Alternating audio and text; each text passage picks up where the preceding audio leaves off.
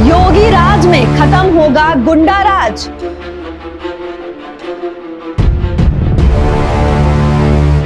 बाबा के एक्शन से थर थर कांपे माफिया।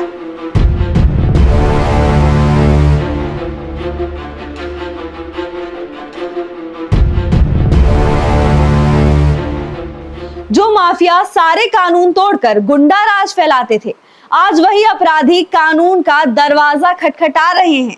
जो सरेआम अपराध की दास्तां लिखते थे, आज वो गुमनामी की जिंदगी जी रहे हैं। लेकिन बकरे की अम्मा कब तक खैर मनाएगी? ऐसी खबरें सामने आ रही हैं कि पिछले कई महीने से फरार शाइस्ता के बारे में यूपी पुलिस को पक्की लीड मिल गई है। इतना ही नहीं, जैनब और आयशा पर भी जल्द ही यूपी पुलिस शिकंजा कस सकती है। विधानसभा में योगी आदित्यनाथ ने साफ साफ चेतावनी दी थी कि वो ऐसे माफिया को मिट्टी में मिला देंगे। क्या ये सच नहीं कि जिस अतीक अहमद के खिलाफ पीड़ित परिवारों ने मुकदमा दर्ज कराया, उसके परिवार के खिलाफ, वो समाजवादी पार्टी के द्वारा पोषित माफिया है और उसकी कमर को तोड़ने का काम हमारी सरकार ने किया है।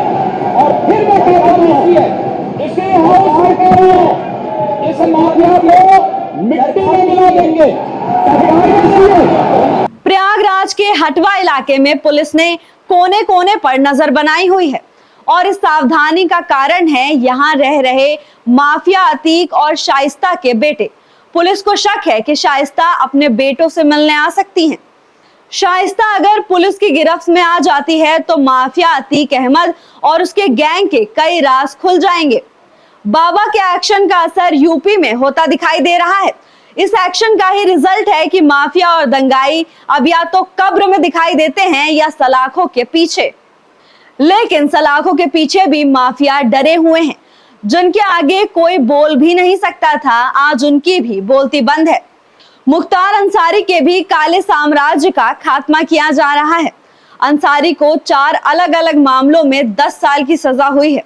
केवल अंसारी ही नहीं बल्कि उसके गुर्गे भी पुलिस के रडार पर आ गए हैं। मुख्तार गैंग के 288 सदस्यों के खिलाफ 155 एफआईआर दर्ज हैं, जिसमें 202 पुलिस की गिरफ्त में आ चुके हैं।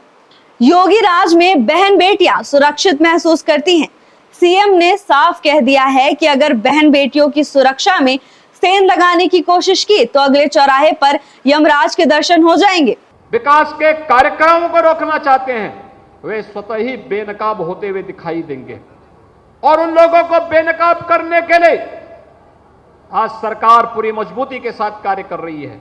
हम लोगों ने पहले कहा है कि कानून प्रत्येक नागरिक को सुरक्षा प्रदान करेगा, लेकिन राह चलती हुई किसी बेटी के साथ अगर किसी ने छेड़छाड़ करके उसकी सुरक्षा में सेंध लगाने का कार्य किया तो अगले चौराहे पर उस ओहदे का इंतजार यमराज कर रहा होगा।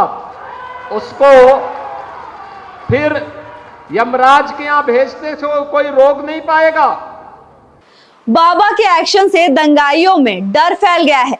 एनसीआरबी के आंकड़ों की माने तो 2018 से लेकर 2020 तक यूपी में कोई भी सांप्रदायिक दंगा नहीं हुआ है। लगता है दंगाइयों को समझ आ गया है कि यूपी में अब योगी राज चलेगा, गुंडा राज नहीं। योगी आदित्यनाथ की दहाड़ सुनकर माफिया सर पकड़ने को मजबूर हो रहे हैं।